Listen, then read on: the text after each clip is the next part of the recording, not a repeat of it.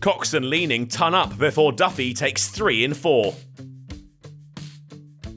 Despite a commanding position for Gloucestershire, Kent fought back effectively through Ben Compton and Daniel Bell-Drummond, who helped steer the hosts to 232 for 3 at the end of the second day.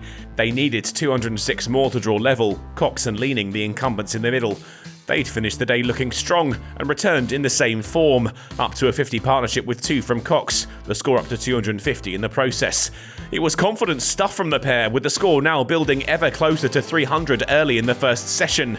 Leaning had taken the shine to the bowling of Tom Price, and with another boundary in quick succession, he moved to 50 off 112 balls. Gloucestershire's position not looking quite as dominant now. With a swept 4 off Phillips, Leaning took the value of the 4th wicket to 100 and Kent to 300. Cox had a half-century soon after, rocking onto the back foot to Gahar, 50 scored from 112. Kent had timed this to perfection, strong late on day 2, and with a bit of pressure relieved, they were now starting to think about parity. When lunch was called, Kent had taken the deficit down to 101. It was a fine morning for the hosts. Kent cruised after the break, still Gloucestershire toiled, and still they couldn't find a breakthrough. The partnership worth 150, the score 350, when Cox turned Chappell down to fine leg for 4. It was attacking stuff from the duo, and Cox took full advantage. A reverse to Hammond found the ropes, and he'd gone to 100 off 178 balls, his 3rd ton in first-class cricket. Leaning was hot on his heels, a single sufficient of the bowling of Gahar. His century came from 194 deliveries. He was down on his knee, sweeping again. 2 runs took the value of the partnership to 200, and Kent to 400, trailing now by just 38. That swiftly disappeared. Cox and Leaning fired off their shots, and the hosts moved into the lead.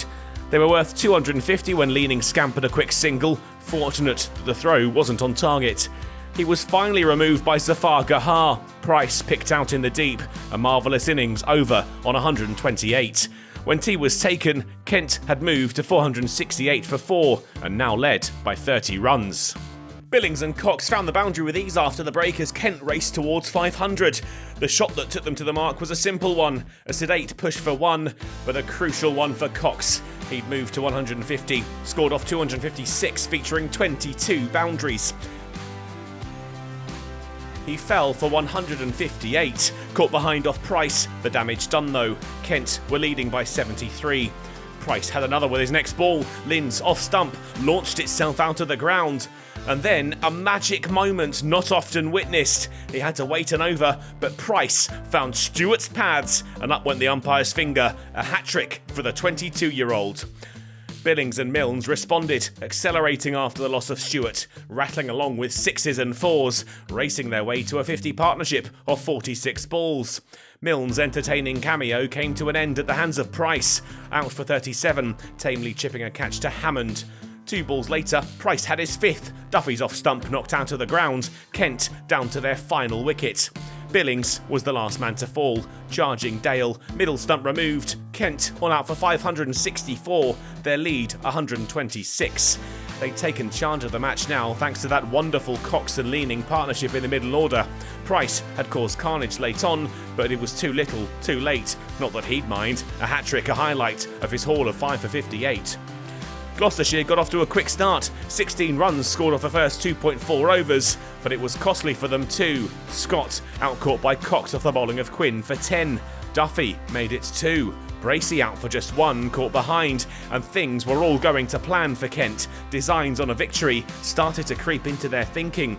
They were jubilant when Duffy had another, taking a brilliant catch from his own bowling to remove Zach Chappell, and with the very next ball, he dismissed night watchman Ajit Singh Dale to make it 33 for 4. The hat-trick ball somehow missed everything, but he made it 3 in 4 when Tom Price was bowled by another snorter to make it 33 for 5, and Kent were now firmly in control of the match. Gloucestershire wandered off in a daze at the end of the day, 5 down and still 89 in arrears. A match that looked to be heading for a draw now is firmly in the hands of the hosts, who'll be pumped up when they return for the final day, with a first win of the season just 5 wickets away.